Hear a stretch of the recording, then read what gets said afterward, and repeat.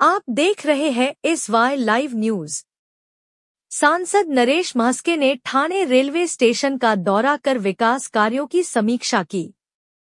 Platform number 2, 3 और 4 की लंबाई बढ़ाने का काम अंतिम चरण में है और 15 दिसंबर तक पूरा होगा। 31 दिसंबर से इन प्लेटफॉर्मों पर 15 डिब्बों वाली लोकल ट्रेनें चलेंगी। 4 नए एस्केलेटर शुरू हो चुके हैं और एक का काम जल्द शुरू होगा। स्वच्छता के लिए डी-मार्ट के साथ करार किया गया है, जबकि बारिश में पानी न रुके इसके लिए भूमिगत पाइपलाइन का काम जारी है। दौरे के दौरान सांसद म्हस्के ने कहा, कोई भी काम में देरी बर्दाश्त नहीं की जाएगी। कहा कि ठाणे स्टेशन जल्द ही यात्रियों के लिए आधुनिक और सुविधाजनक बनेगा। ठाणे से यूसुफ पुरी की रिपोर्ट। गेले कित्येक वर्षापासूनची मागणी होती की ठाणा स्टेशनवर प्रवाशांची संख्या दिवसेंदिवस, त्यामुळे लोकल ज्या 12 डब्याच्या आहेत त्या 15 डब्याच्या लोकल त्या ठिकाणी थांबल्या पाहिजेत।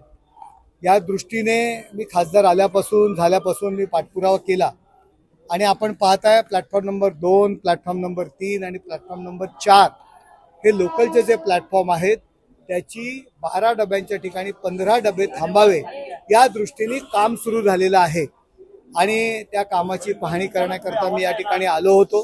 वारंवार मागणी करून या लोकांच्या मागण्या आम्ही पूर्ण केलेल्या आहेत।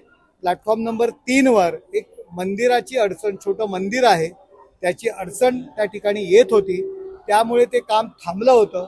त्याही कामाची आम्ही पाहणी केली आणि आम्ही रेल्वेला सांगितलेलं आहे की ते मंदिर आहे, ते छोटंसं मंदिर आहे, ते आपण दुसरीकडे शिफ्ट करू आणि त्या ठिकाणी प्लॅटफॉर्मची काय लांबी वाढणार आहे ती वाढूया, कारण दिवसेंदिवस प्रवासी वाढतायत आणि त्या छोट्याशा मंदिरामुळे जर तो प्लॅटफॉर्म वाढणार नसेल तर लोकांची गैरसोय होणार आहे आणि बाप्पा हा नेहमी भक्तांच्या पाठीमागे उभा राहतो आणि त्यामुळे बाप्पा आपल्या पाठीमागे उभं राहील आणि त्याला थोडंसं आपण दुसऱ्या जागी स्थलांतर करू, अशा पद्धतीचे निर्देश या ठिकाणी दिलेले आहेत। शेवटी लोकांची सुविधा महत्त्वाची आहे, त्याचबरोबर एक्सिलेटरचे जे काम सुरू आहे ते थोडं संत गतीने सुरू आहे।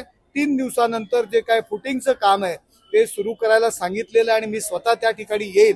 पावसामुळे येणार प्रचंड पडत असलेला पाऊस आणि त्यामुळे रेल्वेचे काही नियम आहेत, काही काम करता येत नाही, परंतु पाऊस गेलेला आहे, त्याही एक्सिलेटरचं काम सुरू होईल। त्याचबरोबर 7 आणि 8 नंबर प्लॅटफॉर्मवरचं एक एक्सिलेटर आहे, 9 आणि 10 नंबरचं जे एक्सिलेटर आहे त्या संदर्भात सुद्धा आम्ही पाठपुरावा करतोय। 4 एक्सिलेटर आम्ही खासदारकी आल्यानंतर ही सुरू झालेली आहेत आणि लोकांच्या सेवेत आलेले आहेत। आपण पाहताय त्या ठिकाणी जो काय आराम कक्ष आहे तो सुद्धा चांगल्या पद्धतीत, कॅन्टीन चांगल्या पद्धतीत केलेली आहे, बाथरूमची अवस्था सुद्धा चांगली आहे। यापूर्वी बाथरूमच नव्हती, परंतु अर्थात काही वेळा त्या ठिकाणी दुर्गंधी होत असते। रेल्वे प्रशासनाने डी-मार्टला 2 बाथरूम दिलेली आहेत, डी-मार्टने आतापर्यंत काही काम सुरू केलेलं नाहीये, त्याचा सुद्धा पाठपुरावा करतोय। आजच आम्ही तशा पद्धतीत अधिकाऱ्यांशी बोलणार आहोत।